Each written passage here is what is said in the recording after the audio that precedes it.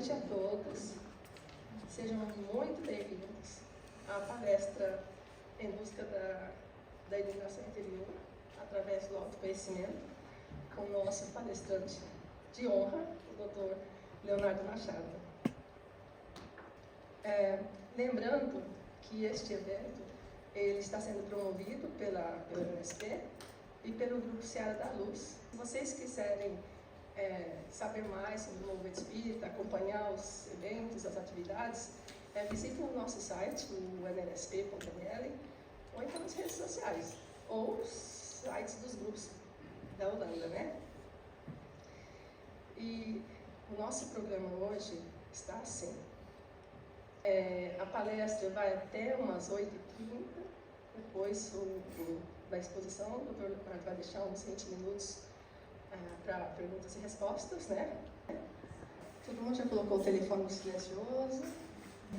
Eu queria falar o seguinte, o doutor Leonardo, como profissional, ele é médico psiquiatra, psicoterapeuta e professor da Universidade Federal de Pernambuco. E nasceu em família espírita, tem livros publicados pela FEB e faz palestras desde os 17 anos. É gerente médico voluntário do Centro de Saúde Mental Joana de Anjos, da Manchão do Caminho. E, ao sem delongas, não vou passar a palavra para o Dr. Leonardo para vocês, para a gente acompanhar o que ele trouxe para a gente sobre o tema. Boa noite. É um prazer nós podermos estar nessa conexão Pernambuco, que é quase um país dentro do Brasil, Holanda. Ora direis ouvir estrelas, por certo perdeste o senso. Eu vos direi que para ouvi-las, no entanto, eu abro a janela e as contemplo pelo seu deserto. Direis agora, tresloucado amigos, que conversas com elas, que sentido tem o que dizem quando estão contigo? E eu vos direi amai, porque só quem ama pode ter ouvido capaz de ouvir e de entender as estrelas. A poesia é do brasileiro Olavo Bilac e nos fala da Via Láctea. Nos coloca a necessidade que nós temos de contemplar uma mensagem que seja transcendente. Porque percebamos que Olavo Bilac, ao dizer que contempla as estrelas, ele não está falando de um aspecto astronômico, ele está falando de algum aspecto transcendente. Porque ele nos fala que só quem ama pode ter ouvido capaz de ouvir e de entender as estrelas. Quando eu lembro dessa poesia, que me toca bastante, eu penso muito em uma história da vida de Sócrates. Porque Sócrates, segundo os estudiosos, ele teria sido não só filósofo, mas ele também teria sido um escultor. E segundo a tradição, ele havia feito essas duas carreiras, digamos assim, porque ele queria seguir a carreira dos dois pais, né? Ou ele teria seguido a carreira dos dois pais. E o pai dele era escultor, então ele havia aprendido a carreira do pai, sofronístico, e a mãe era parteira, era a fenáreta. E ele se dizia que, enquanto filósofo, ele era um parteiro de almas, no sentido de dar vida às pessoas, a partir do método que era a filosofia. Então, sua mãe trazia vida aos corpos e ele traria vida à alma. Não é à toa, então, que Platão, o principal discípulo dele, vai dizer que aprender é recordar. Nós temos algum tipo de conexão íntima que nós vamos esquecendo. Platão vai dizer que quando reencarnamos, quando voltamos a uma vida, saímos do mundo das formas, nós bebemos a água do rio Léter. E Léter significa o rio do esquecimento. Então, quando nós bebemos a água desse esquecimento, nós esquecemos o nosso passado e aqui mergulhamos na vida. De tal modo que o processo de existência seria um processo de recordação. Mas como é uma recordação um pouco mais profunda, ela precisa de um outro instrumento. Aí vem a transcendência, a capacidade de ser além da imanência, além do óbvio, além do aparente. Então, Olavo Bilac nos convida a isso, a observar as estrelas e percebermos uma mensagem que está oculta e essa mensagem oculta conseguiria ser decifrada a partir de uma linguagem amorosa, porque só quem ama consegue ouvir e entender as estrelas. É mais ou menos o que Jesus fala: aqueles que tiverem olhos de ver, que vejam; aqueles que tiverem ouvidos de ouvir, que escutem. Existe alguma coisa que está na transcendência, algo que não está tão óbvio.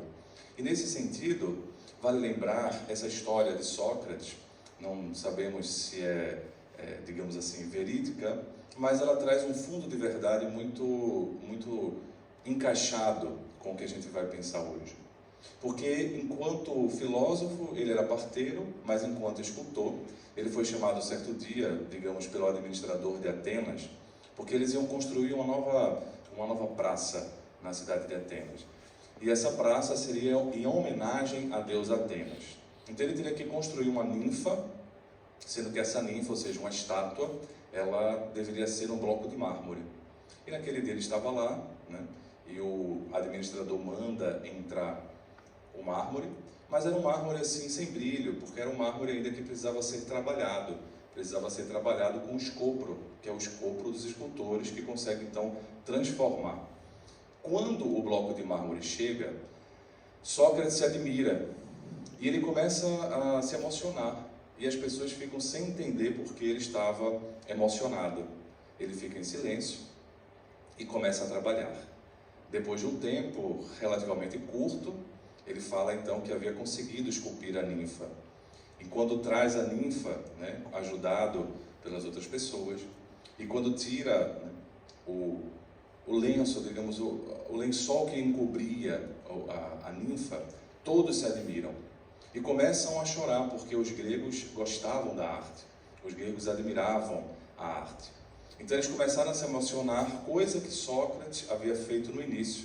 Só que no início havia apenas um bloco de mármore, sem brilho ainda, precisava ser esculpido, precisava ser polido. E agora já estava a escultura feita. Então todos se admiraram, e o administrador da cidade então fala para Sócrates: essa é a mais bela ninfa que nós já vimos, em homenagem a deusa Atenas. E nós então queremos saber como é que você conseguiu fazer tão rápido. Sócrates então responde algo nesse sentido: não fui eu quem fiz. Todo mundo fica admirado, porque era para ele fazer, né? Então o prefeito fala: como? Era para você fazer, e como é que você não disse que você não fez? E Sócrates então olha e fala: sim, não fui eu quem fiz, porque não foi eu quem fiz o bloco de mármore. Quem fez o bloco de mármore foi a divindade, né? Foi o daimon, foi esse ser transcendente. Então não fui eu que fiz a ninfa. O meu trabalho enquanto escultor, e talvez seja isso que vocês estejam admirados, foi conseguir tirar as pedras que estavam encobrindo a ninfa. Mas a estátua já estava no bloco de mármore. O meu trabalho enquanto escultor foi tirar as pedras que estavam encobrindo. Mas a obra é do Criador, digamos assim, numa linguagem cristã. A obra é de Deus. É nesse sentido que a filosofia platônica, socrática, é uma filosofia da recordação. Mas eu queria propor que essa recordação, ela não é apenas uma recordação de fatos de outra reencarnação. Segundo a visão espírita, nós temos várias existências, temos vários momentos que compõem a nossa vida imortal. Então, essas existências, elas se conectam. E, naturalmente, o que eu fui, o que eu fiz, o que eu conquistei no passado, isso está em mim. Então, quando pensamos que aprender é recordar, de certa forma, pensamos logo na questão reencarnatória. Mas eu queria ir um pouco mais profundo nessa perspectiva da noite e pensarmos que aprender é recordar, porque no final das contas, nós estamos conectados com o Criador. Assim como a ninfa estava oculta no bloco de mármore e existia alguma essência por trás daquelas pedras ou dentro daquelas pedras, nós também temos alguma conexão com o divino, que nos traz uma beleza que está ainda oculta, precisando do escopro dos escultores para poder transformar a nossa essência.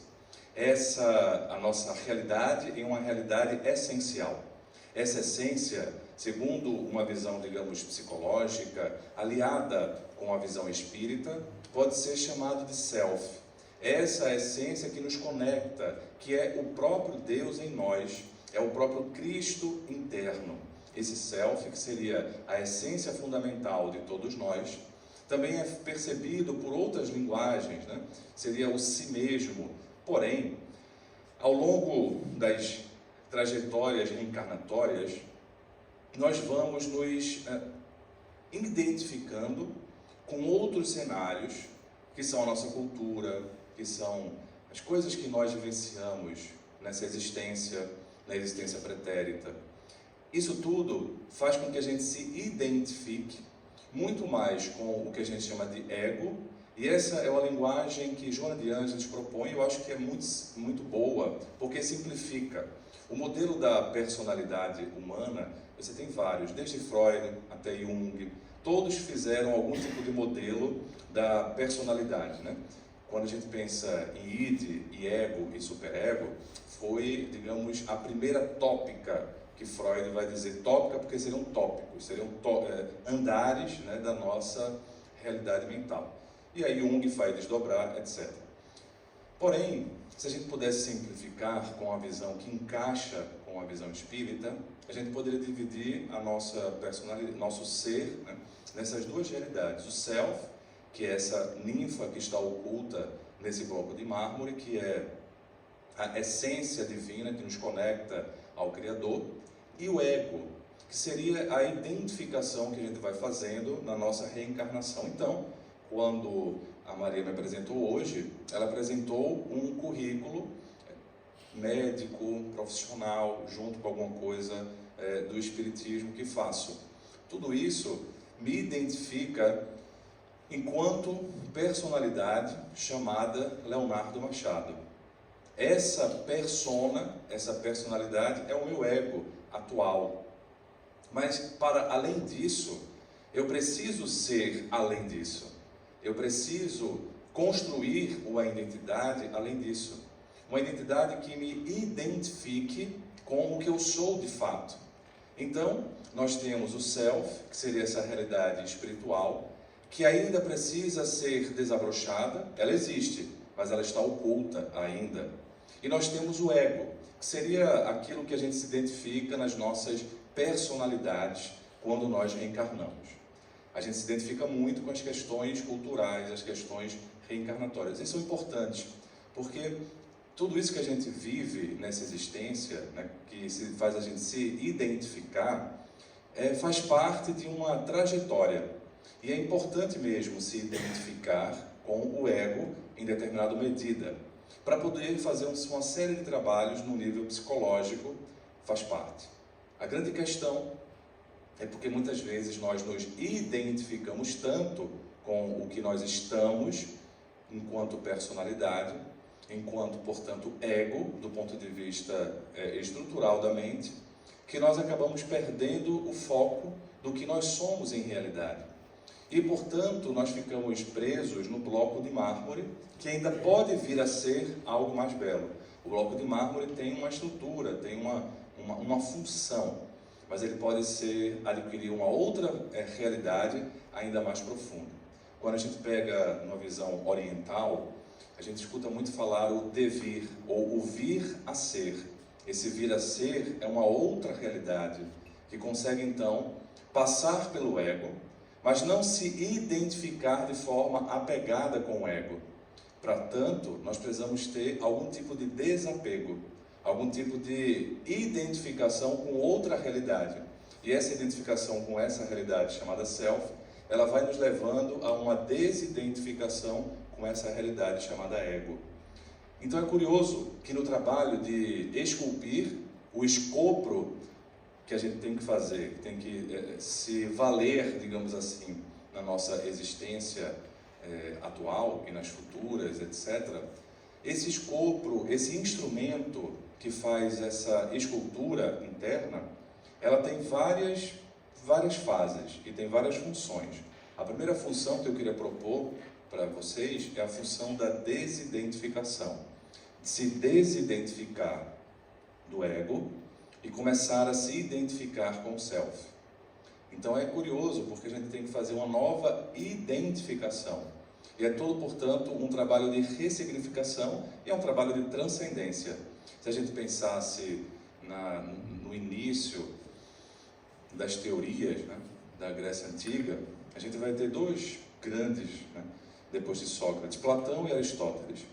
E aquele quadro famoso, você vai ver que simboliza a academia, representa Platão, já idoso, e Aristóteles, mais jovem. A gente percebe Platão apontando para cima e Aristóteles apontando para baixo. É um simbolismo do pintor, significando que Platão foi mais transcendente e Aristóteles mais imanente. Então, de certa forma, os dois acabam... O Aristóteles traz a ideia da substância, enquanto Platão fala do eidos, que seria a forma, o Aristóteles vai falar da substância das coisas. Só que para Aristóteles, a substância das coisas, ela está, digamos assim, na madeira. A palavra matéria veio de madeira. A tradução matéria veio de madeira na descrição de Aristóteles, num simbolismo que ele vai falar então da imanência. Enquanto a essência das coisas para Platão está na transcendência, no mundo das formas, no mundo que dá a ideia da coisa. É algo meio curioso, se a gente pensar em cadeira, se a gente fosse pensar na visão de Platão, a forma seria a cadeiridade da cadeira, algo assim. Quando você fala cadeira, você já imagina mais ou menos, mas pode ser cadeira de 3 pernas, né? Pode ser de 4, pode ser cadeira moderna, pode ser de várias formas, mas a gente sabe o que é a cadeira porque ela tem uma cadeiridade, seria isso. Nós sabemos que nós somos seres humanos porque nós temos uma humanidade. Então seria essa forma que transcende ao tangível, que vai para o abstrato, digamos assim. Então é curioso que a gente precisa, nesse trabalho, portanto, de iluminação, que aqui proposto como um trabalho de construção da estátua que nós iremos ser, nós precisamos primeiro, como escopro, desidentificar das coisas, né, do ego, para poder começar a identificar com as coisas do self. Sem fazer uma mudança assim tão radical, que a gente não consiga viver em sociedade. Não é isso. Porque senão a gente fica muito como um jovem. Ele estava tão desidentificado com a cultura, tão desidentificado, digamos, com o ego, com as características, que ele ficava fixado em um passado. E me permitam contar não só a parte médica, clínica, mas a parte espiritual. Ele estava muito fixado a um passado em que ele viveu na Idade Média japonesa. Então ele aprendeu literalmente a fazer espada, só que de samurai. Então ele pegava aqueles vergalhões de aço, aprendeu no YouTube, veja que coisa. Vendo o YouTube, os pais conseguiram construir eles moravam numa casa, num local próximo de Recife, e aí eles fizeram uma oficina, digamos assim, e o jovem aprendeu e me deu essa espada, inclusive. Até perguntou: doutor, o senhor quer afiada ou sem estar afiada? Eu deixo sem estar afiada, né? Por via das dúvidas, né? Deixa sem estar afiada, mas eu tenho lá. Ele estava tão identificado, e que era uma identificação, uma desidentificação do ego dele, que levava também a um processo de muita dor, né? Uma sensação de não ter nenhum tipo de encaixe nessa existência. Então não é esse tipo de desidentificação total, radical, porque nos leva também a um processo de muito vazio existencial. O ego tem a sua função, as coisas que fazemos na vida têm a sua função, mas é importante a gente ter a abertura mental, que a gente poderia chamar de renúncia, ou desapego, qualquer que seja o nome, para podermos então tirarmos o apego excessivo daqui, ego, para o self. Porque muitas vezes vem doenças, muitas vezes vem situações muito dolorosas, e aquilo que nós pensamos que somos, ou seja, o nosso título, a nossa posição social, a nossa profissão, nós temos uma dificuldade, temos uma impossibilidade de atuar. E quem eu sou se eu era apenas a minha profissão? Quem eu sou se eu for apenas o pai? Quem eu sou se eu era apenas a mãe? É natural que em momentos da minha vida para construir a minha identidade, eu precise me identificar tanto no estudo, no cuidado materno, no cuidado da avó, tantas coisas que eu preciso fazer para ajudar. Mas é importante sempre que eu fique sempre, digamos, de forma flexível, maleável, pensando o que é que eu sou para além disso. Para que eu não fique com um ninho vazio quando essas coisas se forem. Quer sejam pessoas, quer sejam funções, quer sejam as várias identificações que nós temos na nossa vida.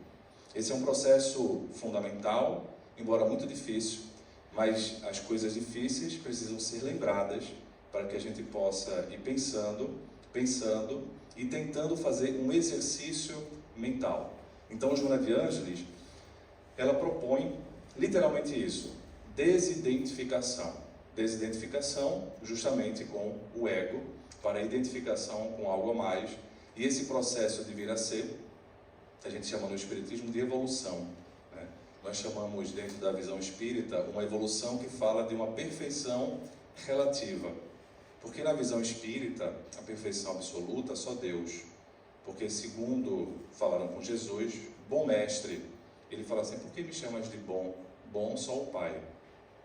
Então é como se ele estivesse falando assim, olha, existe uma diferença abismal entre a natureza de Deus e a natureza nossa, inclusive a minha.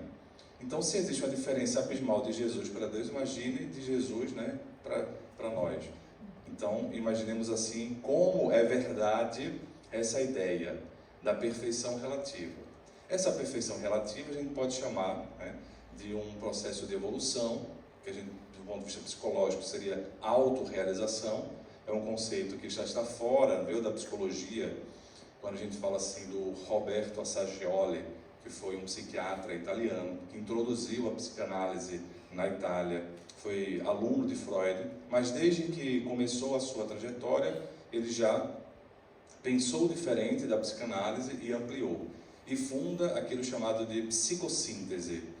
Então, o trabalho emocional, né, e a visão da psicologia espírita tem muito a ver com o que Roberto Assagioli vai trazer, em vida, inclusive, não desencarnado, em vida, essa ideia de psicossíntese, essa autorrealização, que seria sintetizar no que a gente chama de integrar. Não é desintegrar. É curioso, você vai se desidentificar para depois identificar de novo com algo mais profundo.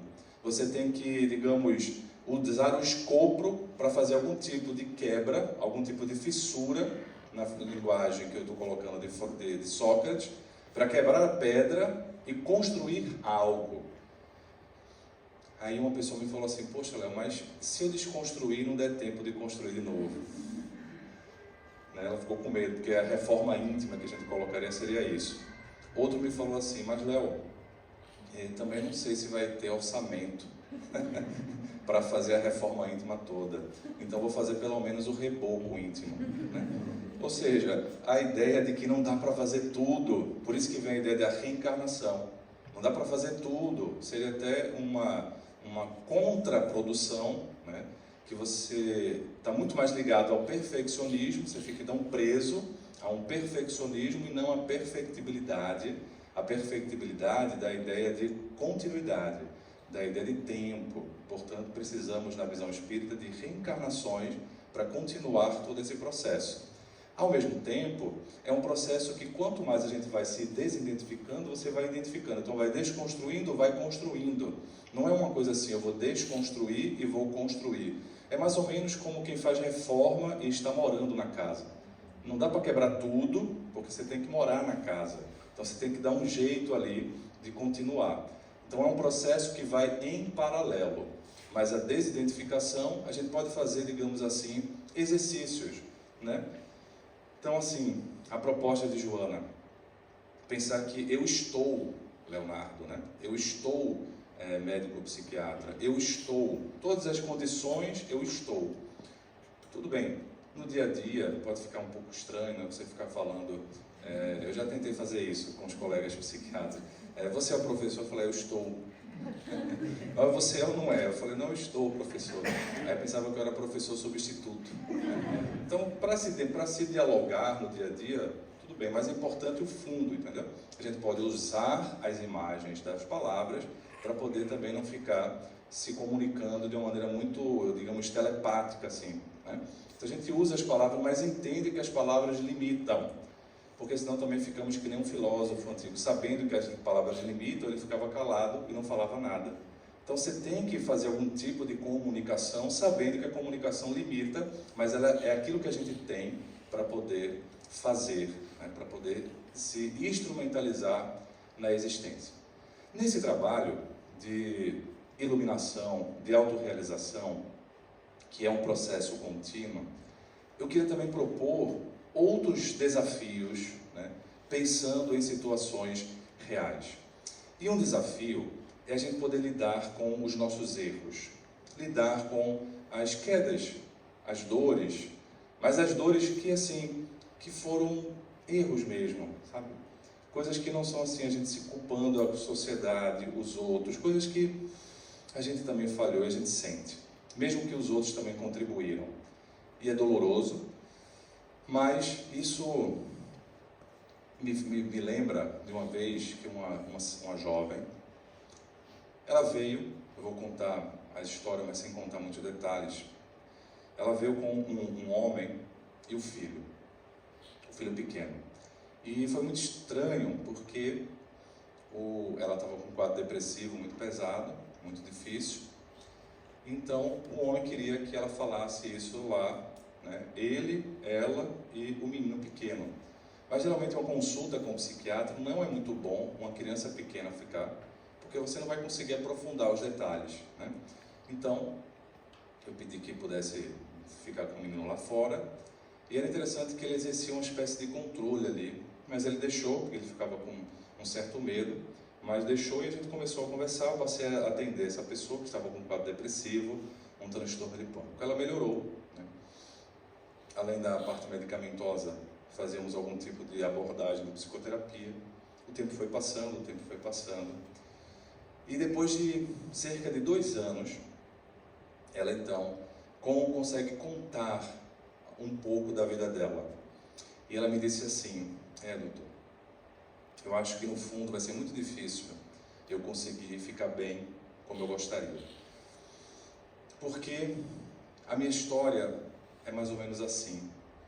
E começou a contar. Ela se tratava de alguém que, para poder ajudar a família, digamos assim, que estava passando por muita dificuldade, ela se viu num desespero e começou a se prostituir. E a partir da prostituição, ela conseguiu manter a vida e manter a vida das pessoas. E ela então me contava como ela ficava nos momentos. É um quadro de dissociação. É como se eu não estivesse ali, doutor. É como se eu estivesse em outro local. A mente precisando se desintegrar para poder sobreviver. Então apareceu esse homem, que hoje é meu marido. Ele se apaixonou por mim e então comprou-me. E hoje eu descobri que ele me comprou. Eu deixei, e a palavra é forte, eu deixei de ser prostituta de muitos e passei a ser prostituta dele. Porque ele me obriga e contou todas as suas dores. Quando ela me falou isso com tanta verdade, com tanta dor e se sentindo com culpa, porque ela não queria fazer isso. Eu me sinto com erro, eu me sinto contaminada, as palavras são essas. Eu me sinto errada. Eu não queria fazer isso. Mas quando ela contou, automaticamente me veio na cabeça uma conversa que eu tive com uma adolescente. Eu era adolescente, temos que fazer um trabalho na escola. Tínhamos cerca de 12 para 13 anos. Era uma amiga minha, e o trabalho era entrevistar alguém que deu uma profissão. E aí ela foi entrevistar. Geralmente existem nas cidades grandes algum local onde fica muito concentrada a prostituição. Às vezes são ruas, né? E ela então foi entrevistar as pessoas de lá, mulheres de lá. E ela começou a me contar, né, com muita dor, etc. E eu me recordo, escutando aquela história, como aquilo também foi impactante. E agora, muitos anos depois, escutando a mesma história, sentindo o impacto da vida nos ombros da dor, da melancolia e da culpa. Por isso que acho que uma parte deve ter visto, né, uma cantora famosa que desencarnou. Ela tinha uma música que eu falava sobre isso, que era Troca de Calçada. É uma música da sofrência brasileira, mas é uma sofrência, nesse caso, uma sofrência mais profunda, porque ela fala sobre a prostituição, né? Fala assim: quando você me vê hoje, você troca de calçada, mas se soubesse um pouco da minha história, não me apedrejava. Eu me lembrei de Jesus, me lembro de todas as histórias que a gente encontra no Evangelho, as histórias, geralmente, das mulheres sendo apedrejadas, e aquela mulher que estava na traição, não era da prostituição, mas ela tinha errado, caído do ponto de vista da sexualidade. E é um ponto tão nevrálgico que o tempo passa, muitas coisas mudaram, mas o ponto da sexualidade ainda é um ponto que nos encharca muito, porque nós temos uma dificuldade de lidar, porque no final das contas nós queremos amor, como ela me dizia. Eu fiquei das contas, doutor, eu queria ser amada. E ela contava isso, é a primeira vez que eu consigo encontrar um homem que me escute. Ali era a figura do profissional, mas ela nunca tinha tido o contato com a figura masculina que pudesse escutar daquela forma. Então, a culpa vai sendo formada, aqui eu estou colocando situações de uma existência. Perceba que não sei quantos anos depois, a culpa vai ficando na cabeça. 2 anos depois ela poderia me dizer, mas a existência toda, alguns anos, combinada com isso. A culpa vai ficando, e quando a gente pensa do ponto de vista reencarnatório, a gente entende que isso vai ficando no inconsciente. E esse inconsciente ele vai se ligando uma vida a outra. Teve um pesquisador do início dos fenômenos russo, chamado Alexander Aksakov, que ele vai dizer assim: se algo sobrevive à morte, é justamente o inconsciente. Porque o conceito de inconsciente ele não nasce com Freud. Freud o popularizou e o trouxe para a clínica. Mas no século XIX, esse livro, por exemplo, que eu estou dizendo, é 1890. Aksakov escreve, chamado Animismo e Espiritismo, porque um filósofo, e Aksakov também era filósofo, além de médico, e era conselheiro, era diplomata do czar russo, ele escreve em resposta a um filósofo chamado Hartmann. Esse filósofo era discípulo de Schopenhauer. E o filósofo, ele vai falar o seguinte, esse Hartmann, que os fenômenos do espiritismo, aqueles fenômenos psíquicos que aconteciam naquele momento, eles eram fenômenos que eram fraudes, eram fenômenos fraudulentos. Então, Hartmann vai dizer o seguinte: ou é fraude, ou é patológico, um inconsciente patológico. Algo mais ou menos o que Pierre Janet também escreveu, que é um dos pais da psicanálise, embora se conheça mais Freud, que foi o principal.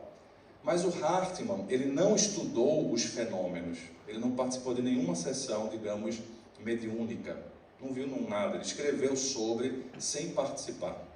E quando ele escreve isso, ele então chama a atenção do Aksakov. Ele na época morava na Alemanha, era professor da Universidade de Leipzig, e o Aksakov então escreve o livro Animismo e Espiritismo.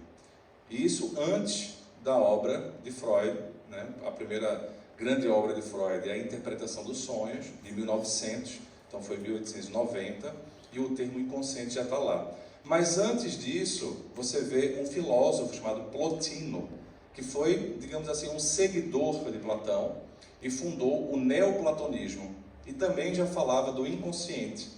Só para que a gente possa entender os conceitos que às vezes ficam famosos por alguns, mas que não dizem só isso. Por que eu quero colocar essa questão do inconsciente? Primeiro, que a visão espírita bate com a visão que Aksakov, que se tornou espírita, não era espírita naquele primeiro momento. Ele se torna espírita estudando, quando escreve o livro Animismo e Espiritismo, E então ele vai dizer, se algo sobrevive à morte, é justamente o inconsciente. Então, essa visão não é, digamos assim, uma moda da série psicológica da Joana de Ângeles. É uma visão que os pesquisadores, desde o início, perceberam. Nós temos dentro de nós, na nossa intimidade, uma parte que não é lembrada, é uma parte inconsciente que nos influencia. E essa parte inconsciente, ela existe aqui, nessa vida, e existe na próxima vida, como existiu na última existência e em todas. Nós, é como que automaticamente a nossa mente bebesse a água do rio Léter, de Platão, ou seja, temos algum tipo de esquecimento parcial. Mas isso nos influencia, e essas culpas, esses fatos mais intensos, eles ficam dentro de nós ao longo do tempo. Aquela outra mulher, já idosa, quando atendi, numa emergência, ela já tinha cerca de 80 anos. Me chamou a atenção porque ela falou assim, olha, doutor, eu tenho que tomar esse remédio, porque se eu não tomar, eu não consigo dormir. E falou assim, eu fico doida também. E eu falei, mas por quê? Quanto tempo você toma o remédio? Por que você toma? Não, doutor, eu tenho que tomar, já faz 60 anos eu tenho que tomar. E era um remédio que teoricamente não é para loucura, certo? Então eu quis encontrar a história dela, por que você usa tanto tempo? E aí a acompanhante falou assim, não, doutor, é porque... E ela começou a contar a história. A história dela era mais ou menos assim. Ela morava em Pernambuco, um estado do Brasil, e na minha época, doutor, não podia se casar, né, sem ter a virgindade sexual. Mas eu estava já enamorada desse meu noivo, e então ele insistiu muito, e eu fiquei pensando, mas a gente vai casar, né? Ele é o amor da minha vida, então resolvi ceder. E aí, nós tivemos os relacionamentos antes do casamento. E para minha surpresa, depois de um tempo, eu me vi grávida. Mas, doutor, não podia naquela época casar estando grávida. Não podia. Então, eu fiquei muito angustiada, mas dentro de mim, doutor, eu me lembrei que era o homem da minha vida, era o amor da minha vida, era o meu príncipe, então ia dar tudo certo, a gente ia dar um jeito. Mas quando eu falei para ele, eu tomei de surpresa, porque ele me rejeitou, ele me chamou de vários nomes e falou assim, se você cedeu aos meus encantos, você vai ceder quando estiver sozinha e eu viajando, você não me merece. E a abandonou. E então fiquei muito angustiada, doutor, mas voltei para casa sem saber o que fazer, e angustiada, chorando, acabei contando para o meu pai. E meu pai era um bom pernambucano, bem, digamos assim, quem é pernambucano sabe, bem nordestino, brasileiro, vai lá e vai tentar defender a filha. E falou, ou ele vai casar ou ele morre. E pegou lá a faca, a peixeira, resolvia na faca, naquela época, desse jeito. Então, ou ele casa ou ele morre. E foi lá, atrás do cara, e falou, ou você casa ou você morre. O homem não esperava, ficou aquela cena, doutor. Mas eles começaram a conversar, porque esse meu futuro marido, ele era muito, assim, inteligente, esperto, digamos. E falou, olha, não é bom para você nem para mim, porque se a sua filha casar dessa forma, primeiro vai manchar a minha moral e vai manchar a moral da sua família também, porque vai ficar todo mundo sabendo. Então eu proponho que nós resolvamos o problema matando a criança. Vamos fazer o aborto. E aí, doutor, eu escutei aquilo e fiquei pensando, talvez seja a solução. Talvez seja. Mas, doutor, no dia seguinte que aconteceu o abortamento, eu me vi louca. E foi quando eu me internei no hospital psiquiátrico, pela primeira vez e única vez, foi quando eu comecei a tomar esse remédio. E você conseguiu viver depois? Sim, saí, constituí família, cresci, tenho filhos, graças a Deus. Mas eu nunca esqueci daquele menino. Onde ele estaria? E até hoje eu sinto dor, mas graças a Deus, doutor, agora o marido que ela se casou depois, né, com outra pessoa, então nunca descobriu, né, ficou uma coisa encoberta, existiam as técnicas para poder encobrir, deu tudo certo nessa visão que ela está contando. Ele já faleceu, meus filhos já cresceram, eu até tenho netos, mas agora eu estou super feliz porque aquele meu filho voltou. Eu estou grávida de novo, doutor. Eu olhei para ela, tinha 80 anos, como é que ela podia estar grávida? Então a amiga me olhou e falou, doutor, ela acha que está grávida. Não adianta os exames que a gente faça, ela acha que está.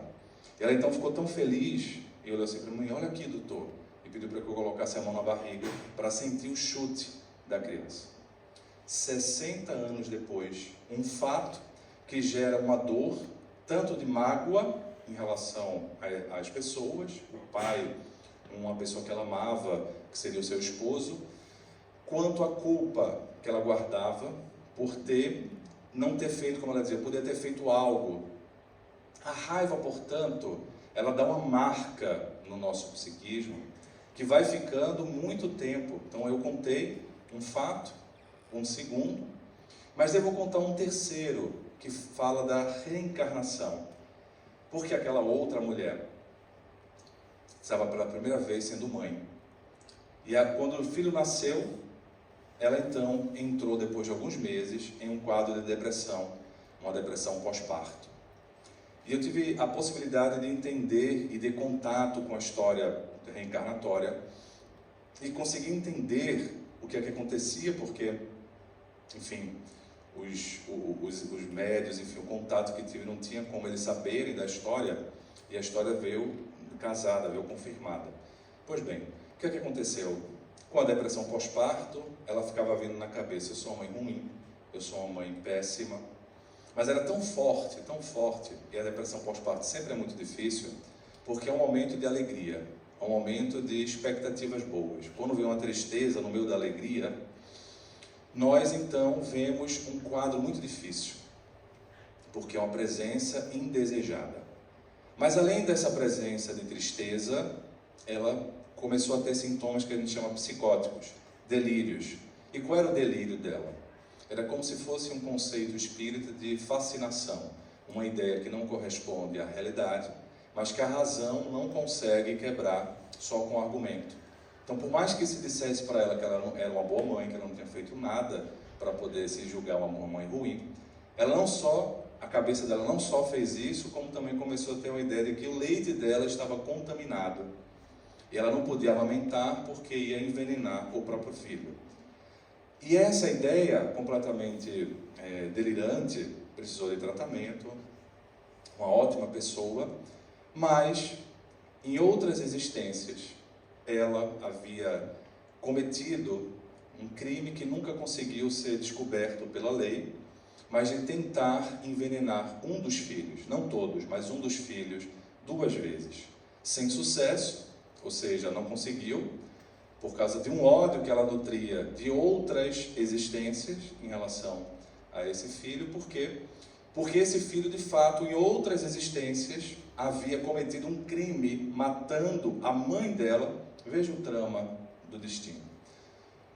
O filho da existência anterior havia sido, uma existência anterior ainda, mais no passado, uma pessoa que havia matado a mãe dela na frente dela.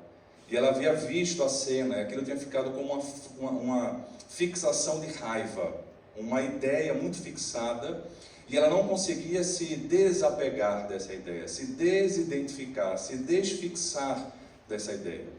As leis divinas colocaram como filho e mãe. Ela teve outros filhos, com os outros filhos ela não tinha essa vinculação pesada, mas com esse, quando ele adoeceu, de uma doença grave, ela então volta para o passado inconscientemente, não uma volta consciente, é uma volta inconsciente de raiva e tenta-o envenenar 2 vezes. E isso guarda no psiquismo dela uma ideia de culpa, uma ideia de ser realmente uma pessoa ruim. Quando ela volta a ser mãe nessa existência, apesar de não ter nenhuma evidência, ela está então tão fixada, porque ainda não havia conseguido superar essa situação, intimamente falando, que vem a ideia psicótica, o termo técnico é esse, é delirante, de que ela estava envenenando, embora não tivesse feito algo, não tivesse feito nada. Então, o espiritismo, ele acaba concordando com a ideia da psicanálise, que quando estuda os delírios, vai nos informar que esses delírios são ideias, né, que vêm do inconsciente e tomam parte do consciente, como se invadindo, como se fossem ideias parasitárias, ideias parasitas que dominam. E nessa auto-obsessão muda a realidade e, obviamente, abre espaço para a influência obsessiva. Mas a psicanálise não vai falar de auto-obsessão, nem vai falar de obsessão espiritual, de influência obsessiva. Ele vai dizer um termo chamado de neurose. O que é uma neurose? É uma ideia fixa que se repete. E essa ideia fixa fica com um comportamento fixo. Allan Kardec, como conversava antes, ele fala de auto-obsessão. O obsessor, né, o obsediado, grande parte das vezes é obsessor de si mesmo. Ele fala isso antes de Freud falar sobre neurose, antes de Breuer falar sobre neurose. Ele vai falar desse conceito de algo que fica ruminando. Só que, às vezes, existe toda uma estrutura biológica que essa ruminação, ela sai da neurose e entra num quadro psicótico, o termo é esse, que foge da realidade. É algo tão punitivo que foge da realidade, mas na cabeça da pessoa é realidade. Na visão espírita, é uma obsessão do ponto de vista de fascinação. Então, às vezes, a pessoa está obsediada por si mesma. E às vezes o paciente que está psicótico não é um espírito externo que está colocando um delírio. É ele próprio revisitando dores íntimas. A diferença, porém, na visão espírita, é que nós somos reencarnacionistas. E como entendemos que o inconsciente sobrevive e nos vincula, quando vem à tona uma ideia, não necessariamente é dessa existência. Grande parte das vezes não. Grande parte das vezes não. Grande parte das vezes são de existências anteriores, de dores anteriores, que vêm com uma forma de parasita, se digamos assim, e aí vem todo um esforço de podermos mudar. São casos extremos, mas que nos mostram a importância de dois outros escopos. Eu falei de desidentificação, para que a gente possa entender que o passado se foi. Entender que, sim, é natural que nós tenhamos passados difíceis, como esses que a gente está adentrando, às vezes até mais angustiantes, até um pouco piores. No entanto, já foi. O passado foi. E para podermos deixar o passado ir, sem ficarmos fixados nele, sem ficarmos identificados demais com o nosso passado, a alternativa que nos resta é a desidentificação do ego. Foi o ego tão identificado com a cultura que nos fez fazer as coisas do momento. Perceba o que a gente fala. É só um homem do seu momento. É só um homem do seu tempo. O homem que tentou lá, deixar a esposa, a futura esposa, porque ela estava grávida, estava fazendo o machismo do momento. Era só o homem do momento.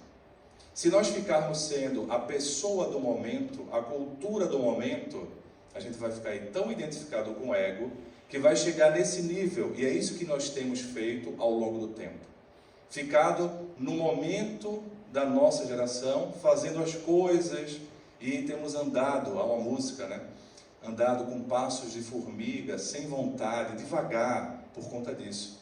No budismo, chamaríamos de o ciclo de Samsara. Um ciclo que vai de causas e efeitos, de dores e de consequências, e que não fecha nunca. O obsessor de hoje foi a vítima de ontem, que vem cobrar a conta. Eu que estou sofrendo, fui o algoz de outrora, e agora eu me vingo. É o ciclo infinito da vingança de uma era que nunca se fecha.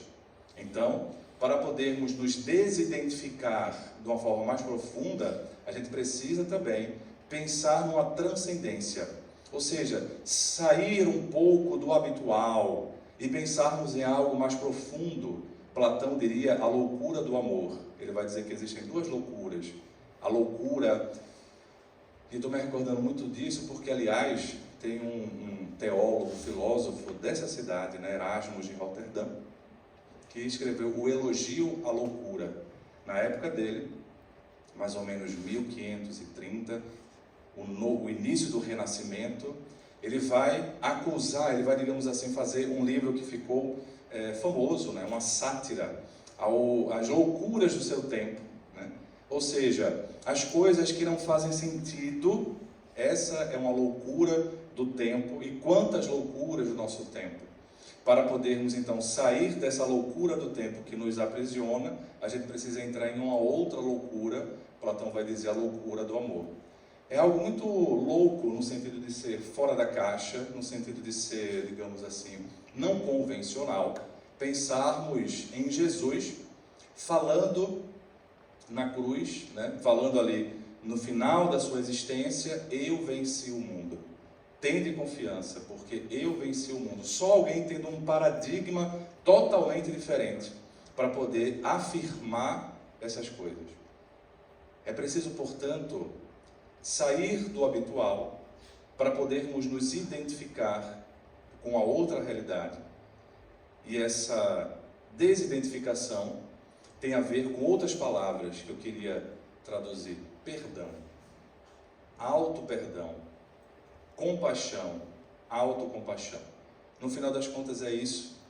Quando a gente vai se desidentificando e entendendo que era um homem da época fazendo as coisas erradas da época, uma mulher da época fazendo as coisas erradas da época, quer seja nessa existência, quer seja em outra, a gente começa a abrir espaço para um perdão do outro, para com o outro, e o auto-perdão.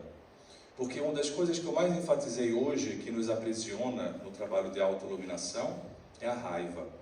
A raiva é uma energia, uma emoção, aliás, né, que traz uma energia agressiva, vem de uma punção agressiva, que é muito útil. Com a raiva, nós nos defendemos.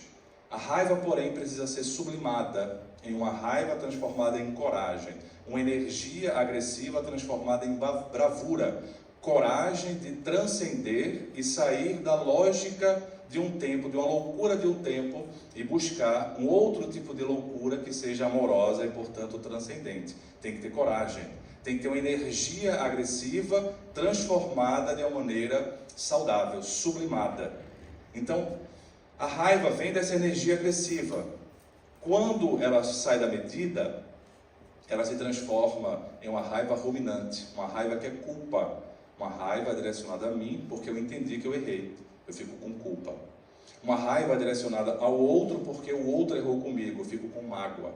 Mágoa e culpa são duas manifestações da raiva que nos aprisionam tanto nesse ciclo de samsara, nessa identificação com o ego, e nos dificulta o movimento de transcendência. Para isso, o perdão e o auto-perdão. E para abrir espaço para o perdão chegar, a primeira coisa e o auto-perdão chegar, temos que entender isso. Já foi. Temos que estar cansados de tentar passar a limpo, né? Às vezes tem que passar mais ou menos a deixar para lá. Eu vejo pessoas que falam assim: eu gosto de passar limpo tudo, e fica ali uma roedeira, tipo um roedor, que fica roendo.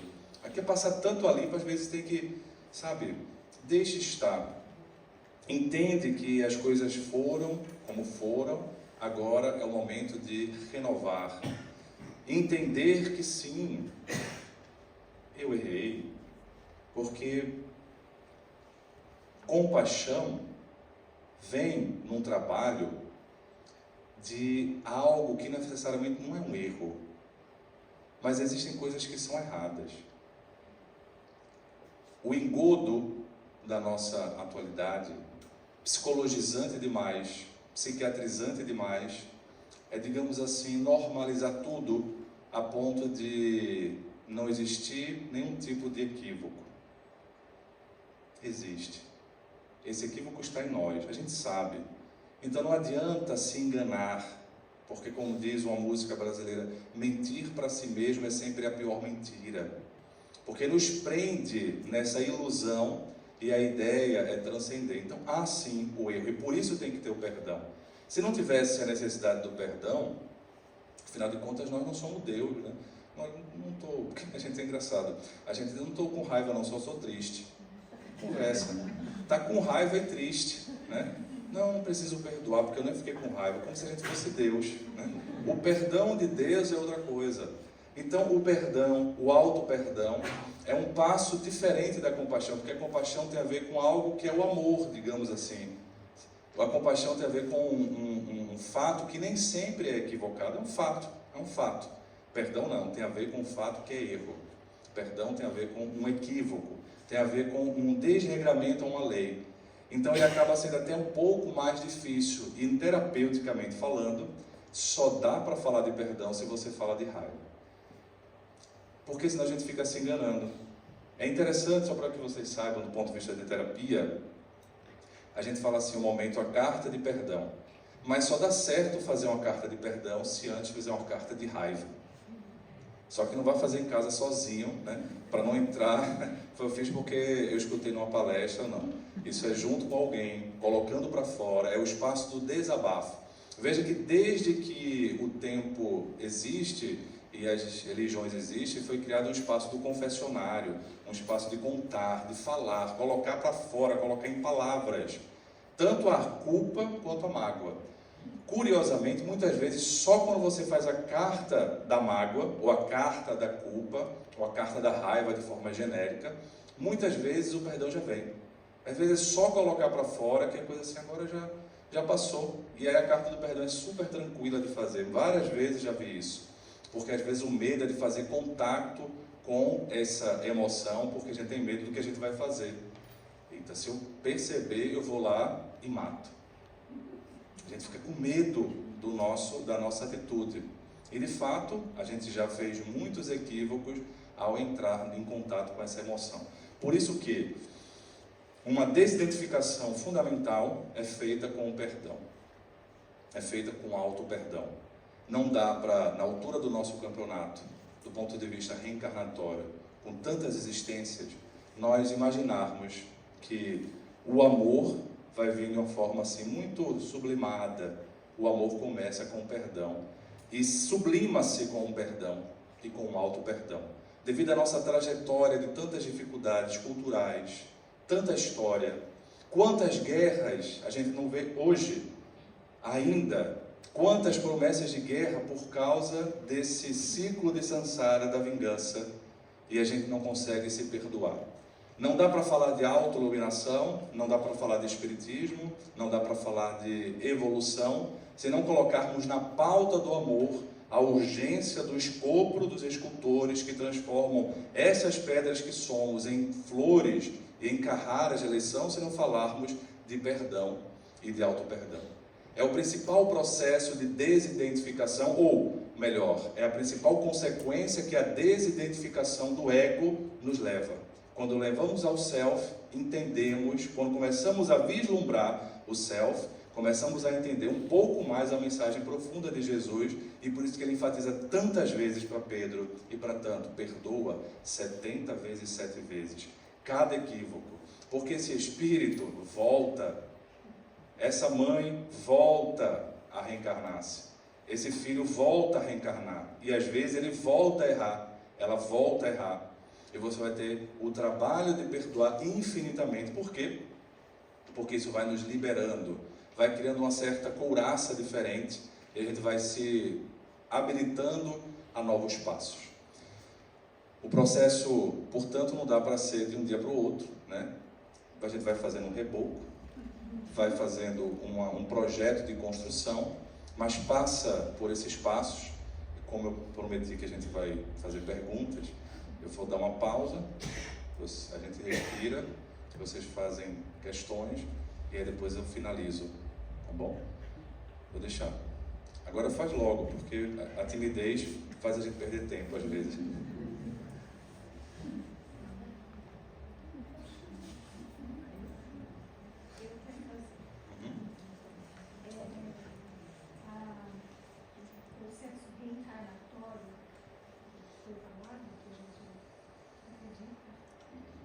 Normalmente é família, são pessoas, convivência, ou pode ser outros? Quando tem esses vínculos mais dolorosos, ela me perguntou assim, o processo reencarnatório geralmente são familiares, estou entendendo assim, Na nossa família, geralmente vem outros familiares ou pode ser uma pessoa mais distante, né? Próprio da convivência. Pode ser das duas formas. Quando tem um tópico muito intenso que vincula aquelas almas, às vezes só um remédio muito intenso. E um remédio muito intenso é ligar nos laços de família, para ver se vai sublimando o amor. Então, quando você vê, e o Espiritismo nos dá vários exemplos, alguns, né? Esses ódios assim, de situações que eram para ser o oposto, filho com mãe, mãe com filho, irmãos, porque provavelmente é uma história pregressa, porque foi uma marca tão grande, uma marca tão profunda que fica marcado no inconsciente como um registro de memória que a gente não lembra. Então, quando a gente vê esses afetos mais intensos, provavelmente são pessoas que nós temos alguma vinculação, e se não um afeto tão bom, provavelmente... Agora, isso eu quero aproveitar a sua pergunta, não significa, isso é importante a gente colocar, que a reparação, a doutrina espírita fala assim, arrependimento, expiação, reparação. Quando eu me arrependo, ou seja, quando eu sinto culpa pelo fato que eu fiz contra alguém, já sinto sofrimento, porque o sofrimento já vem com o arrependimento. Isso é um passo fantástico, porque eu saio da psicopatia. A psicopatia é um estágio, e o narcisismo psicopático é um estágio que a pessoa nem sente culpa, nem se arrepende, então ela não sofre, ela faz sofrer todo mundo. Quando ela entra no estágio de arrependimento, está começando um processo diferente e qualitativo, né? Diferente do ponto de vista qualitativo da evolução. Agora, só se arrepender e sofrer por isso não vai levar a uma mudança. Então vem a questão da reparação. Então vamos supor que esse espírito, 500 anos atrás, era um espírito narcisista, psicopata, da época. Meus alunos perguntam assim, os alunos de psiquiatria, professor, o senhor acha que as coisas estão melhores e tal? Veja, se a gente for pensar, analisar, fatos que a gente encontra hoje, alguns são semelhantes ao que a gente encontra 500 anos atrás. Agora, pare para pensar que hoje a gente já tem a capacidade de se indignar de uma forma mais coletiva. Porque, por exemplo, o circo romano não dá mais para existir. A gente fica indignado de matar pessoas, né? A gente não vai levar nossos filhos para escutar. Então, algum tipo... A história da humanidade são de quê? De governantes psicopatas. E de pessoas, grande parte, não todos, mas grande parte. E pessoas, né, que estavam ali também, meio que psicopaticamente. Então, a gente tem um passo diferente, Então, vamos pensar esse espírito, que era um narcisista, um psicopata. Ele começa a mudar, ele começa a se arrepender. E aí ele vai fazer o processo de reparação. Vai nascer, por exemplo, como filho dessa pessoa.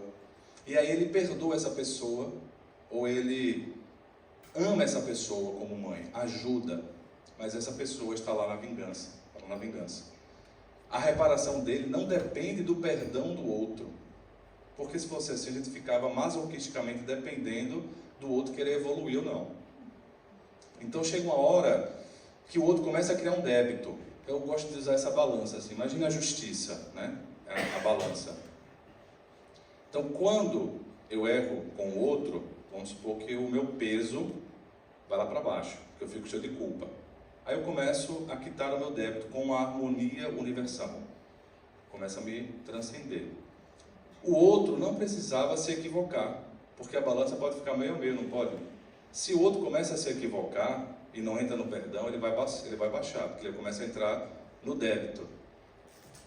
Então é mais ou menos assim, né? É mais ou menos assim. O outro, eu não preciso do outro, digamos assim, do perdão do outro para evoluir. Diz Emmanuel numa fala muito interessante. Faz o bem que tu podes para reparar, né, e se reconciliar. Faz o bem que tu podes para se reconciliar. Mas se o outro é tão endurecido, que não quer entrar na reconciliação, segue o teu caminho.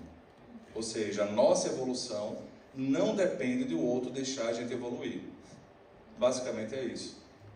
E aí eu começo a ter que entender que, olha, eu já fiz tudo o que eu podia. agora também com você. Porque senão ficava uma coisa meio masoquista e ninguém evoluía nunca.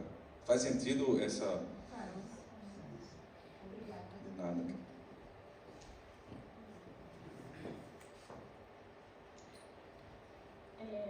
Eu queria fazer uma pergunta relacionada aos pensamentos e à intuição, para tentar explicar rapidamente. Pensamento, na minha visão, é aquele pensamento que vem na nossa cabeça, que pode ser um pensamento ansioso, um pensamento depressivo, pensamentos. E intuição é aquele pensamento que vem com o coração. Sabe quando se sente aquela intuição? E eu estou relacionando isso com o nosso autoconhecimento, porque você falou muito de desidentificar com o ego e identificar com a self. E quando você sai do ego e vai para a self, você se conecta com quem você é de verdade, não com quem você está. Como que eu faço para escutar mais a minha intuição e menos os meus pensamentos? Veja bem, os dois são iguais, mas um eu sinto que sou eu, lá dentro. É aquele pensamento que vem do coração, que eu sinto que é Deus falando com a gente. E o outro são pensamentos, que podem ser pensamentos bons, mas podem ser pensamentos ansiosos. Uma estratégia é tentar, assim, desalojar um pouco os pensamentos, de tantos pensamentos, né? Tentar fazer as coisas mais devagar, fazer um pouco de meditação, né? Tentar... Hoje mesmo, quando eu cheguei, eu andei só aqui, porque não é que eu não quisesse conversar com ninguém, mas eu queria conversar também comigo, para entender o que é que o local precisa. Porque o tema, o nome às vezes é o mesmo, mas o conteúdo muda muito de local para local. Para isso eu preciso me conectar com algum tipo de intuição, né? E a intuição, na visão espírita, vem também como uma espécie de mediunidade, né? Veja, a intuição não é só sinônimo de mediunidade, não. Hoje a neurociência sabe que a intuição, ela tem a ver com emoção, tem a ver com uma coisa que a gente chama de marcador somático. Marcador somático foi uma teoria do português Antônio Damasio e o Antoine Béchara. Então tem Damasio e Béchara, são os autores da ideia do marcador somático. O que é o marcador somático? Quando eu passo por uma situação, qualquer que seja, eu sou inundado por sinais emocionais. Esses sinais guardam, deixam um registro no meu corpo. É a emoção que dá um registro. Então, sei lá, você é de tal cidade do Brasil, de tal cidade de Portugal. Lá tem toda uma história de vida, né? A comida que você comeu quando era criança, né? Eu, por exemplo, adoro uma coisa chamada tapioca. Então, só em falar de tapioca eu já fico feliz. Eu sinto gosto, ou seja, é um marcador somático. E isso me influencia. É tão curioso que foram ver decisões judiciais feitas, né, antes do almoço. Eram um pouco mais pesadas, porque a fome influenciava, a raiva influenciava. Então isso é um marcador somático, é outra coisa que influencia, por isso que o Antônio Damasio escreve o erro de Descartes, basicamente ele falando a ideia do marcador somático, de que influencia as nossas decisões. Então a intuição, ela não é só mediunidade, mas no ponto de vista espiritual, há sim um caminho muito grande para a gente poder entrar na intuição como um toque de Deus, né? Um toque dos benfeitores. E aí a ideia é começar a escutar mais isso, parar um pouco mais, não achar que a primeira ideia que vem na cabeça é a ideia melhor do mundo, é a solução. Eu costumo fazer isso, assim, para escutar mais, esvaziar meus pensamentos e ver, assim, se é uma intuição do ponto de vista espiritual. Vem a primeira vez, eu espero um pouco, até comunico, muitas vezes comunico para alguém da família, olha, eu tive um sonho tal, olha, eu estou pensando tal coisa, e espero. Porque eu vou vendo se a vida vai dando os outros sinais. E aí, quando vem os sinais, aí eu, olha, tá vendo? E eu vou confirmando que eu preciso, eu fui confirmando na minha cabeça que eu preciso escutar não só a minha razão, que seria o pensamento que você está dizendo, escutar também a minha emoção, que seria um pouco da intuição. E aí acho que tem que fazer um treino mesmo. E aí conforme a gente vai fazendo o treino, a gente vai entendendo, poxa, vale a pena eu escutar. Agora, não imaginar que a primeira intuição é mais certa do mundo, né? Às vezes não é, às vezes não é. Se for, eu já vi isso, se for para acontecer, vem alguma confirmação, sabe? Algum sinal, alguma coisa com o tempo. Vou dar um exemplo, eu tive um sonho que tinha dois significados, né? Primeiro falava-se de mudar uma lente, quer dizer, tinha 3 significados. Falava-se de mudar uma lente, era um espírito benfeitor que eu nunca tinha visto, né? E ele falava assim: meu filho, é preciso trocar os óculos, trocar a lente. Essa era a imagem, ele não deve ter falado isso, mas a imagem que ficou foi essa: deixar a lente do passado para trás e vestir uma nova lente. Então ele falava isso de um trabalho em um movimento espírita, e falava isso do movimento espírita, que era preciso deixar as lentes de trás do passado. Você está vinculado a não sei quantos anos no movimento espírita, sempre vai acontecer algum problema. Para poder você transcender, você tem que deixar para trás, deixar ir, abrir mão. Então, deixar a lente do passado para trás e ter coragem de haver uma nova lente. Então, ele falava isso em relação ao trabalho espírita, do movimento espírita, que eu precisava desempenhar. Então, com essa ideia, uma questão íntima, pessoal, mas, ao mesmo tempo, eu via uma pessoa de um centro espírita que estava acabando de fundar em um local aqui da Europa.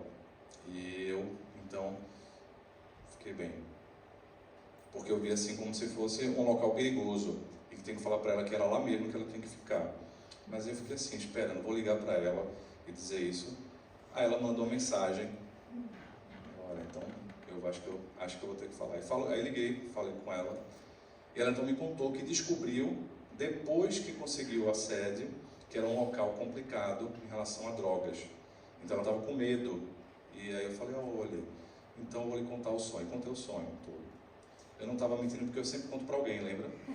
Então contei para essa pessoa, e então falei para ela: olha, se você for para a mansão do caminho, ela está na boca do tráfico.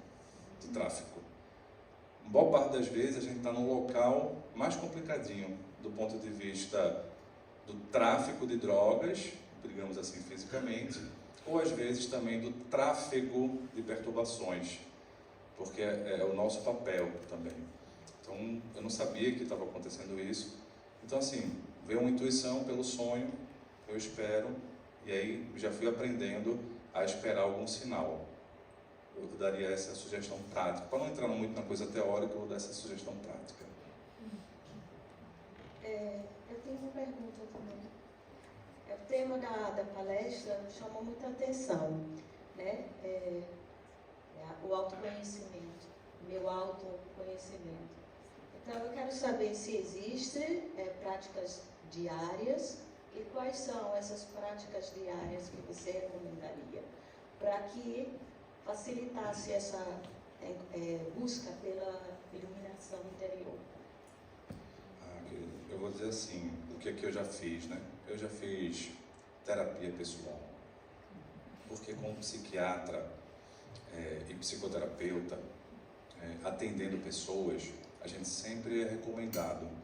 E aí eu fui pela primeira vez fazer terapia pessoal, análise, né, pessoal, com um professor, porque eu estava me formando como psicoterapeuta e era recomendado. Então fui meio que por conta da parte profissional, né, porque era recomendado. Mas eu entendi como é tão importante. E aí mesmo depois que eu não segui a linha de terapia que eu estava fazendo, eu continuei muitos anos. Isso vem da ideia disso que eu estou colocando, colocar em palavras. É muito difícil você colocar em palavras sem falar, só pelo pensamento. Então é importante colocar em palavras falando. Então era muito interessante se pudéssemos, digamos assim, falar. Esse é um espaço, esse é um ponto. Se não dá para fazer, porque tem coisa que a gente fala para o terapeuta, mas tem coisa que é bom falar para um amigo. Então, o nível de amizade é muito interessante que a gente possa ter essa possibilidade do compartilhar. Compartilhar, que o Paulo de Tarso fala assim: confessai-vos uns aos outros. Confessar e compartilhar. Não dá para a gente ficar alugando a pessoa o tempo todo, né? A gente tem que ter pena um pouco da pessoa também, mas ter esse espaço de troca é muito importante para uma questão de autoconhecimento. Agora, tem uma certa abertura também, porque aí você vai ter que ver se a pessoa realmente alguém que você gosta, alguém que você confia, né? Porque senão pode vir perturbação também, né? Outras vezes não é perturbação, é só uma verdade indigesta. É só uma verdade indigesta. Outra prática, Santo Agostinho nos recomenda no Livro dos Espíritos, fazer o que eu fazia, que ele fala assim, Allan Kardec pergunta, qual o meio prático mais eficaz para vencer as más inclinações e evoluir nessa vida? Aí os benfeitores respondem, um sábio da antiguidade já vos disse, né? Conhece-te a ti mesmo. Então vem daí a ideia do autoconhecimento, vem aí a ideia que o Espiritismo tem Sócrates e Platão como dois precursores, a gente se inspira muito na ideia deles, se você for ler, se for estudar, você vai ver que tem muita coisa parecida. E quem aprofundou a resposta foi Santo Agostinho, foi Agostinho. Por quê? Porque Allan Kardec fala assim, olha, a gente entende a utilidade do autoconhecimento, mas o que fazer? Foi a pergunta de Kardec, nem você. Diga uma coisa prática, diga uma coisa prática. E aí Agostinho vai lá e fala, olha, faz o que eu fazia, porque Agostinho, ele teve como se fosse uma reencarnação dentro de outra reencarnação, né? Assim, dentro da própria reencarnação, ele teve duas vidas, né? Uma vida cheia de prazeres e outra que ele se entrega. Por isso que o Confissões dele é quase uma terapia pessoal. Ela leva confissões, ele expõe a alma dele. Paulo de Tarso fez isso. Paulo de Tarso falou assim, aquilo que eu quero, eu não faço. Mas aquilo que eu não quero, eu vou lá e faço. Ele escreve nas epístolas, ele falando dele, olha, é difícil mesmo o processo. Então ele fala, olha, quando chegar de noite, eu fazia assim, pensava no meu dia, examinava o meu dia. E tudo que tinha sido de bom, eu tentava repetir no dia seguinte. Aí ele tem uma outra dica lá. Às vezes, né, falar, assim, só pensar que eu estou falando, só pensar fica difícil a gente examinar, etc. Então, fale para um coração amigo, é uma outra ideia. Aí ele fala mais algo mais profundo, não ignore também a opinião do inimigo. Não ignore. Não é que tenha o inimigo seja assim, aquela pessoa que não gosta de você, aquela pessoa que, por exemplo, tem uma inveja ou tem uma raiva, enfim. Porque o amigo, às vezes, tem uma papa na língua, não fala com meias palavras, etc. E o inimigo não vai não, ele vai lá e fala. E às vezes tem umas verdades indigestas que você não precisa ficar falando para ele, é verdade. Não. Você vai dar munição para perturbação, não vai fazer isso. Né? Tem que ser inteligente. Mas vai olhar para si mesmo e perceber, talvez eu precise escutar isso, eu preciso pensar. Então, dica de Agostinho, não ignore a opinião dos inimigos. Não é achar que está tudo certo, não. Mas é não ignorar. Passa no exame, será que tem algum motivo? Será que tem ou não tem? Então, é uma dica prática. Ele falou de noite, mas pode ser qualquer momento. Tem outra coisa que eu gosto de fazer muito, é orar. Eu gosto de fazer... abro assim um livro chamado Episódios Diários, da Joana de Ângeles. Eu gosto tanto dele que no programa que eu conduzo na Mansão do Caminho, online, em transmissão pelo YouTube, toda terça-feira de 8 horas, Jesus e Saúde Mental, eu já comentei várias coisas, mas agora eu estou comentando uma página desse livro. Então leio, em 30 minutos eu comento, porque eu leio ele diariamente, assim. Ou então leio um livro chamado Filhos de Deus, porque me dá essa lembrança de que apesar dos pesares eu sou herdeiro do universo. Aí me dá uma autoestima, uma coragem de continuar, né? Apesar de perturbações, eu sou filho de Deus. Eu gosto de ler também muito esse livro. E outra coisa que eu faço muito é música, tocar. Olha, essa música que a Maria colocou aí é uma música que faz parte de uma composição de 22 minutos para a orquestra sinfônica que eu fiz quando eu tinha uns 20 anos de idade. Ficou guardado na minha gaveta, assim, lá. Então eu não fiz nem no tanto que eu não segui a carreira de músico, né? Foi porque era um trabalho pessoal, né? Logo depois eu fiz uma sinfonia do átomo ao arcanjo, agora com a possibilidade da internet, a possibilidade do streaming, a possibilidade também, porque isso é uma orquestra, né? Não é um teclado eu tocando, não. É eu colocando a partitura no computador e foi uma coisa chamada sample, que são os instrumentos reais da orquestra tocando a partitura.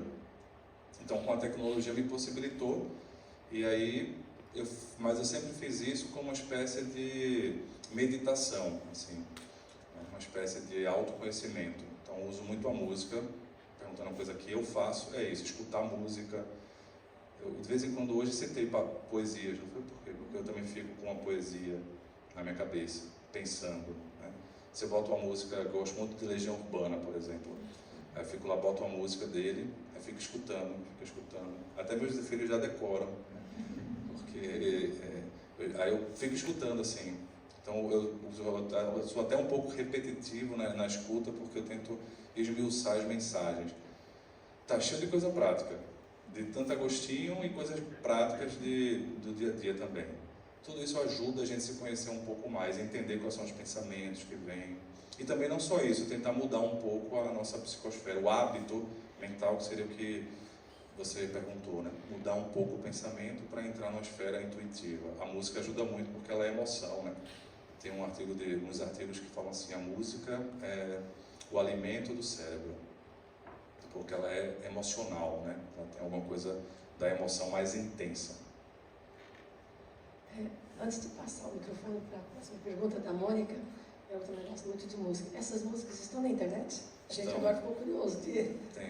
Agora eu botei, tem um canal do YouTube meu, então tem esse poema sinfônico, tá lá. Também tá no Spotify, tá lá nas redes sociais. Maravilha. Porque hoje em dia tem o vídeo, né? Aí o vídeo é aquela ideia, se você se cansa com... Estou escutando sem ver nada, tem um videozinho. Então você vê um vídeo, ou seja, tudo é para a gente poder entrar em outro estado de reflexão, né? Entrando nesse processo de transformação planetária, a humanidade está adquirindo uma consciência coletiva. Nesse processo dessa consciência, eu pergunto, será que tem como quebrar esse ciclo de samsara dentro desse coletivo? Eu sei que foge um pouquinho daí, mas eu acho muito importante a gente ter essa consciência também dentro da própria família, né? Porque momentos já teve de já contaram para mim que o grupo veio tudo junto novamente na sua família. Então, eu percebo que é como se fosse um ciclo, entendeu? Que parece não para. A grande chave na minha percepção, e na percepção espírita também posso dizer, é a quebra do ciclo de samsara individual. Em alguns momentos, não é que a gente vai ser egoísta, mas tem que se amar, tem que pensar um pouco em si, na própria evolução. Porque às vezes a pessoa não quer. Eu vejo tanto isso. Quantas mães que eu atendo, quantos filhos que eu atendo, quanto casal. E um homem falou assim, mas doutor, foi muito interessante, porque ela é muito ansiosa e ela colocou em palavra fácil o que eu queria dizer. Mas doutor, eu fico com medo, assim, de chegar lá, vamos supor, em nosso lar, e todo familiar meu está no umbral. E aí, ela é curiosa, ela ama tanto assim, eu falei, mas você vai se perturbar por isso? Veja aqui, entendeu? Eu vou me perturbar para me igualar na perturbação dos outros? Não dá. Ou seja, eu tenho que tentar mudar. Isso é interessante. Várias visões religiosas pensam sobre isso. Eu tive uma outra pessoa que era de outra religião e ela me falava, não, doutor, não estou preocupado com minha família, porque realmente eles, assim, estão totalmente em pecado, né? Graças a Deus eu fui salva. Ela me falou assim, desse jeito. Mas eu estou preocupado porque quando a gente morrer, os laços apagam. Então não vai ser minha mãe, não é meu irmão. Então veja que esse é um dilema, porque todas as visões espirituais tentam dar alguma resposta. E uma resposta é essa, olha, teu pai e tua mãe não é mais teu pai e tua mãe não. É alguma outra coisa e você, os laços de família, deixa para lá. Por isso que, e aí é uma das visões que pode ser explicada, porque senão fica como aquela senhora, muito católica, muito boa também, mas tem uma filha que é assim, como se diz no português, só a glória. A filha dela, né, acha assim, e ela foi fazer, ela é uma pessoa com dinheiro, ela foi fazer a herança, dividir a herança antes de morrer. Fazer alguma coisa lá que paga menos imposto. Mas tudo dentro da legalidade. Só que eu falei assim, mas minha senhora, você vai dividir a sua herança para essa filha agora, antes de você morrer, você vai ver tanta coisa que não queria ver. Ela, como assim? Eu conheço, faz 10 anos que eu conheço a sua história. Eu sei como é que é sua filha. Ela vai... Bem, não, doutor, mas eu vou fazer, tá bom. Fez a divisão. O que é essa filha que acha? Essa filha se vitimiza. Essa filha se vitimiza, ou seja, todo mundo está errado e só ela está certa. Então ela falou assim, isso é um erro, você devia, todos os seus bens deviam vir para mim. Mas que coisa, que lógica, né? Ela tem 3 irmãs, ela mais 2, então são 3 filhas. E ela tinha certeza, assim, convicção, todos os seus bens têm que vir para mim. Porque fulana já tem isso, porque ciclana já tem aquilo. Só que fulana conseguiu com o próprio trabalho, aproveitou a herança e construiu o patrimônio, ou seja, multiplicou a herança. Essa aqui também, e ela só vive do patrimônio da família, torrando o patrimônio. Então, obviamente, ela não conseguiu as coisas. E ela usa isso como argumento de ela ter o direito da herança total. Então, ela xingou a mãe, xingou isso, aquilo, outro, e, consequentemente, né, a mãe ficou com muita angústia, falou assim, puxa vida, porque ela quer salvar. E uma coisa que dá para aprender na prática é que ninguém salva ninguém. Ninguém salva ninguém, nem mãe salva filho totalmente. Numa vida. Vamos pegar a Joana de Ângeles. O filho dela, que já esteve até aqui, né, o Nilson, um amigo do Divaldo, fundador da Mansão do Caminho, é o filho que ela teve como Joana de Cusa, lá no início do Evangelho, em que ela está, né, sendo crucificada, e o soldado romano fala assim, o teu Deus, né, o teu Jesus, na verdade, não te ensinou a salvar o teu filho, não te ensinou nada. E vê um filho dela, o Nilson, mãe, abjura de Jesus por mim, seu teu filho. Porque se ela negasse Jesus, teoricamente ele sobreviveria. E aquela mulher, né, Joana de Cusa, olha para o filho, queria salvar o filho, mas não queria salvar o corpo do filho, queria salvar a alma do filho, o ser do filho.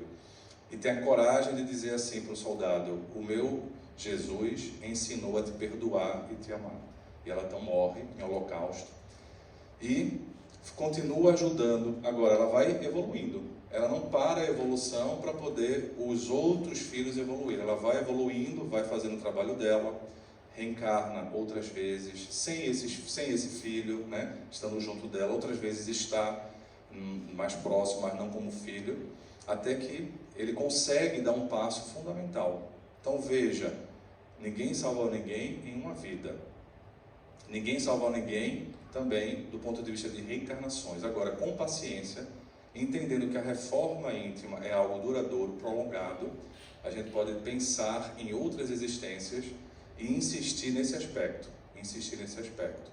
No final das contas, o resumo é assim: para mudar o ciclo de samsara social, só mudando o ciclo de samsara pessoal. Para evoluir a coletividade, só evoluindo pessoalmente, para a gente acabar se tornando algum tipo de símbolo de que é possível, né? Algum tipo de símbolo que existem pessoas que estão tentando, e já é um bom caminho, já é uma boa perspectiva. Essas mensagens ficam nos nossos familiares, e sobretudo fica na bagagem espiritual que a gente quer levar. Então, pensando nisso, e já que a gente falou tanto em oração, eu convido todos a fecharmos os nossos olhos e finalizarmos o nosso encontro de conexão conosco através da oração.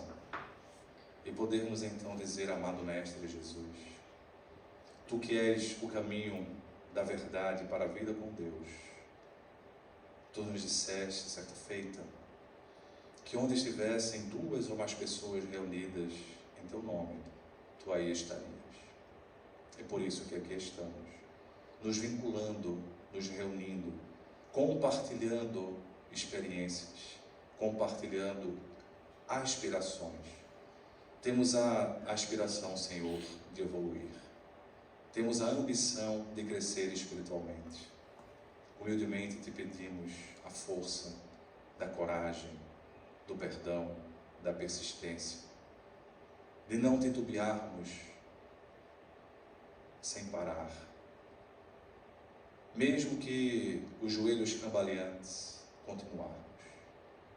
Porque hoje, Senhor, queremos entender a mensagem transcendente das luzes, a mensagem transcendente das estrelas, que nos diz que há mistérios peregrinos nos mistérios dos destinos, que nos fazem renascer. Da luz do Criador nós nascemos, múltiplas vidas vivemos, para a mesma luz volver. E buscamos aqui na humanidade as verdades da verdade, sedentos de paz e de amor. E em meio aos mortos-vivos nós somos míseros cativos da iniquidade e da dor. E a luta eterna é a luta bendita, em que o espírito se agita nas tramas da evolução. É a oficina onde a alma presa forja a luz, forja a grandeza da sublime perfeição. É a gota d'água que vai caindo no arbusto que vai subindo, pleno de seiva e verdor. Ou o fragmento do estrume, que se transforma em perfume na corola de uma flor. A própria flor que terna, expirando, cai no solo e vai fecundando o chão duro que produz. Mas nesse cair, ela deixa um aroma leve nas aragens que passam breves nas madrugadas de luz. É a rija bigorna, o malho. Pelas fainas do trabalho, a enxada fazendo pão. Ou o escopro dos escultores, que conseguem transformar as pedras em flores, em carrar a direção. É a própria dor que, através dos anos, dos algozes e dos tiranos, anjos puríssimos faz, transformando os neros rudes em arautos de virtudes, em mensageiros de paz. Porque tudo evolui, tudo sonha, mas no mortal ânsia risonha de mais subir, mais galgar. Porque a vida é luz, a vida é esplendor, já que Deus é o seu autor, o universo é o seu altar. É por isso que aqui na terra às vezes se acendem radiosos faróis que esplendem dentro das trevas mortais, e suas rútilas passagens deixam fulgores, deixam imagens em reflexos que são perenais. É o sacrifício do Cristo, portentoso jamais visto no sofrimento da cruz, sintetizando toda a piedade e cujo amor à verdade nenhuma pena traduz. É Sócrates bebendo a cicuta, é César ainda trazendo a luta, tirânico conquistador. É Cellini com sua arte, ou o sabre de Bonaparte, ainda o conquistador. Mas é sobretudo o exemplo de humildade, de extremosa caridade do pobrezinho de Assis, renovando a esperança na fé, em um momento de trevas tão densas, e nos dizendo, para frente caminhai.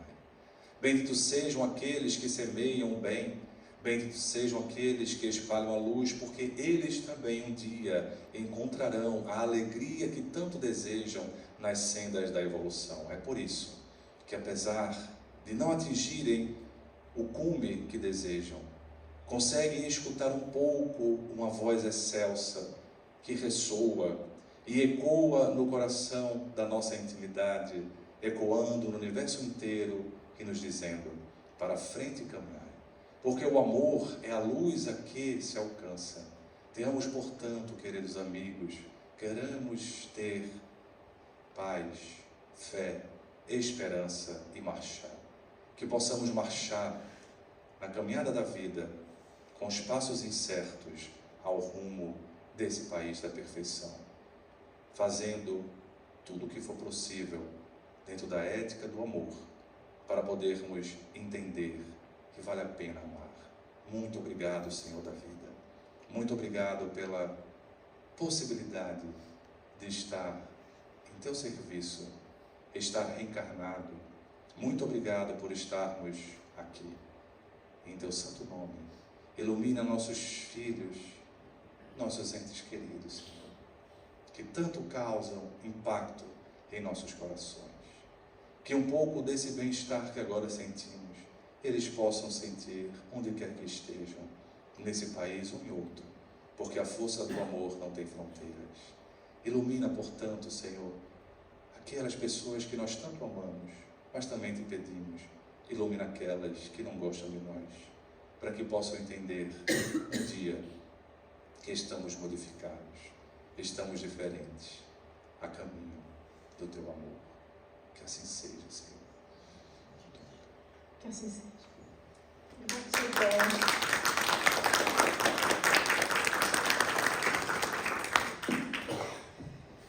Gratidão, doutor Leonardo, por tudo isso que você trouxe para a gente, para as nossas reflexões, para o nosso, né?